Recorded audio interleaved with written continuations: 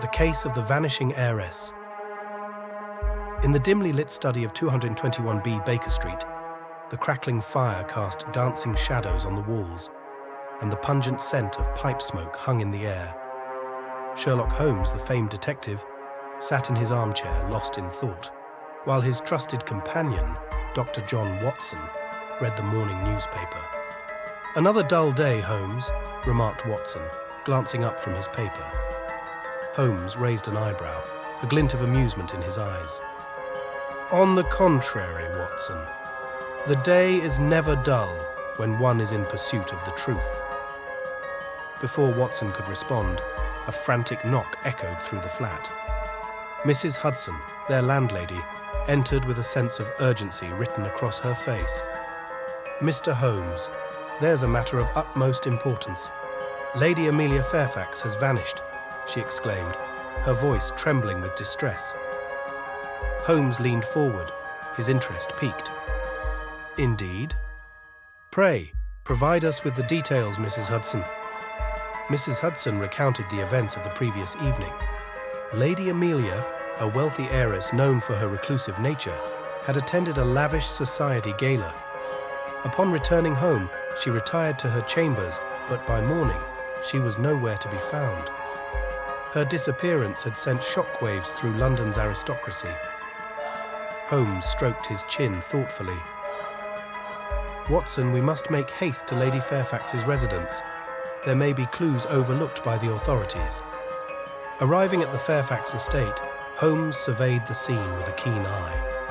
The mansion stood silent, its grandeur overshadowed by the mystery that shrouded it.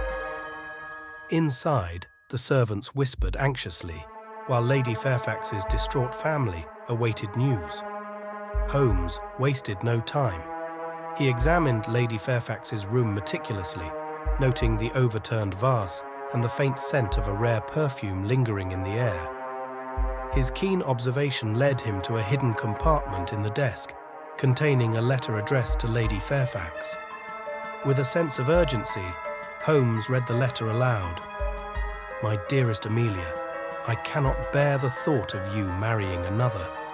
Meet me tonight at our secret rendezvous, and together we shall escape this life of confinement. Yours forever, Edward."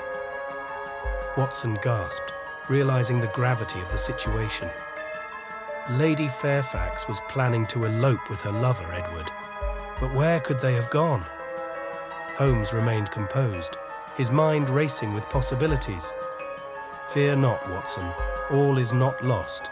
We must act swiftly if we are to prevent tragedy." Utilizing his network of informants, Holmes traced Edward's whereabouts to a secluded cottage on the outskirts of London. Under the cover of darkness, they arrived at the cottage, prepared to confront the lovers. As they approached, Holmes discerned a figure lurking in the shadows. With a sudden burst of energy, he leapt forward, apprehending Edward before he could make his escape. Lady Fairfax emerged from the darkness, her eyes filled with a mixture of relief and regret.